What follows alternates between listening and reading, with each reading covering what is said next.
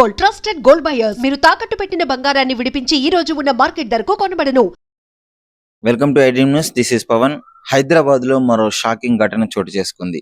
ఓ భర్త తన భార్య నుంచి నాకు ముప్పుంది, నా ప్రాణాలు పోతాయి, ఏమన్నా అయితే నా భార్య సైడ్ వాళ్ళే రెస్పాన్సిబిలిటీ అని చెప్పేసి మల్కాజ్గిరిలో పోలీసులకి కంప్లైంట్ ఇవ్వడం జరిగింది. ఈ మధ్య కాలంలో భర్తలను అతి కిరాతకంగా చంపడము, అంటే ఏ విధమైన దొరికిన వదలకుండా అన్నంలో విషం ఇవ్వడము, కాఫీల్లో విషం ఇవ్వడము, ఇలాంటి సంఘటనలు మనం తరచుగా చూస్తున్నాము. ఈ తరహాలోనే అతడు భయపడి నా భార్య నుంచి నాకు ముప్పు ఉంది అని చెప్పేసి కంప్లైంట్ ఇచ్చాడు. పెళ్ళైన 5 నెలలకే ఇద్దరు విడిపోవడం జరిగింది. సో భార్యకి ఇల్లీగల్ రిలేషన్షిప్ ఉంది, అంతకు పెళ్లికి ముందు నుంచే ఉంది, పెళ్ళైన తర్వాత కూడా దాన్ని కంటిన్యూ చేస్తూ ప్రియుడితో చాట్ చేస్తుంది అని చెప్పేసి 5 నెలలకే వివాదం స్టార్ట్ అయింది. అది గమనించిన భర్త వదిలేయడం జరిగింది.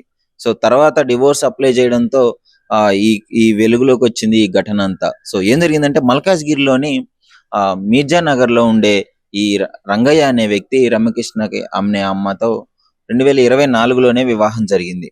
2024లో వివాహం జరిగిన తర్వాత 5 నెలలకే ఈ ఘటన అయితే వెలుగులోకి వచ్చింది. తరచుగా ఫోన్లు మాట్లాడడము, తరచుగా చాటింగ్ చేయడము గమనించిన రంగయ్య పెద్ద మనుషుల ముందు పంచాయతీ కూడా పెట్టడం జరిగింది. నాకొద్దు, ఈమె ఎవరితోనో మాట్లాడుతుంది, పాత ప్రియుడితో మాట్లాడుతుంది, వినయ్ అనే ప్రియుడితో మాట్లాడుతుంది, నేను డెఫినెట్లీ నేను ఏమైనా ఏలుకోను అని చెప్పేసి విడిపోయిన ఘటన అయితే తెలుస్తుంది. సో విడిపోయిన తర్వాత కూడా కొన్ని రోజులు అలాగే ఉన్నాడు.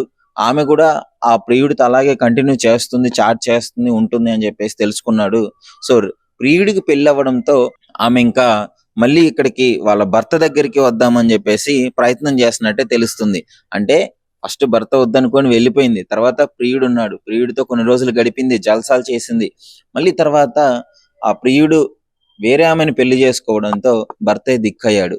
ఇప్పుడు ఆ భర్తని మళ్ళీ దగ్గరికి వెళ్ళాలని చూస్తుంది, కానీ భర్త మాత్రం ముమ్మాటికి నేను ఒప్పుకోను అని చెప్పేసి డివోర్స్ అప్లై చేశాడు. డివోర్స్ అప్లై చేస్తే నేను డెఫినెట్లీ డివోర్స్ ఇవ్వను అని చెప్పేసి, అదేవిధంగా ఆ భార్య వాళ్ళ అక్క బావ కూడా దీనికి సపోర్ట్ చేస్తున్నట్టు చెప్తున్నారు.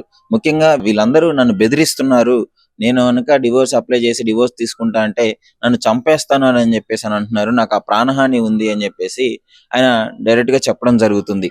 సో ఈ తరహాలో మనం రెగ్యులర్ గా వింటూనే ఉన్నాము, భర్తలను అతి కిరాతకంగా చంపే కేసులు. ఆయన ఆ విషయాలన్నీ విని వాటికి ఇన్ఫ్లుయెన్స్ అయ్యి నాకు కూడా అలానే జరుగుతుందేమో అని చెప్పేసి భయపడి పోలీస్ స్టేషన్ లో కంప్లైంట్ ఇవ్వడం జరిగింది.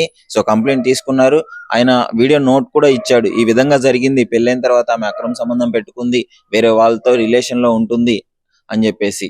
సో దీనిపైన అసలు మీ అభిప్రాయం ఏంటి? ముఖ్యంగా ఈ మధ్య కాలంలో ఇలాంటి కేసులు రోజుకొకటి మనం వింటూనే ఉన్నాము.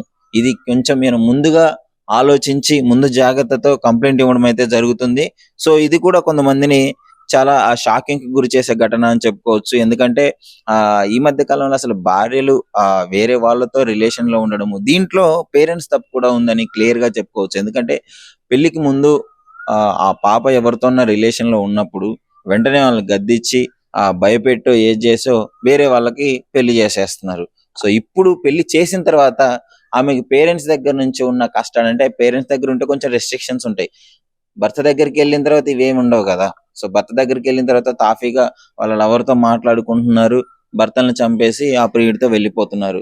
సో ఈ తరహాలో పేరెంట్స్ కూడా తప్పు ఉంది. ఏదన్నా ఇంతకు ముందే లవర్ ఉన్నప్పుడు వాళ్ళని మన నచ్చ చెప్పి ఏదో ఒకటి చేయడం చేసుకోవాలి. వెంటనే వేరే వాళ్ళకి అంటగట్టి వేరే వాళ్ళకి పెళ్లి చేయడం వల్ల ఇలాంటి ఘటనలు కూడా జరుగుతున్నాయని చెప్పేసి పలువురు చెప్పడం జరుగుతుంది.